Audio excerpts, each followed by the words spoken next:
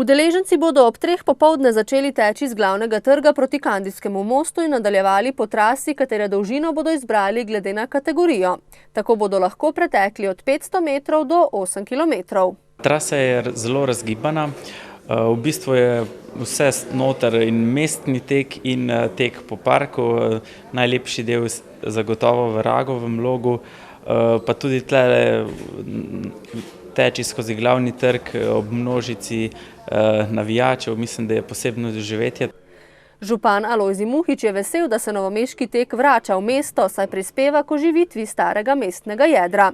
Enako menita preostala prireditelja teka.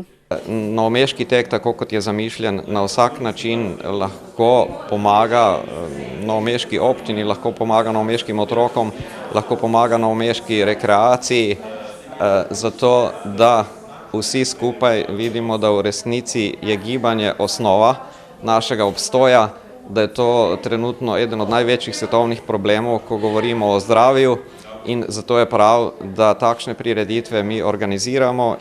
Plus, da se združi delavske športne igre in tudi najmlajši v štafetah, da je to ena pozitivno sporočilo vsem nam ostalim, da se pridružimo.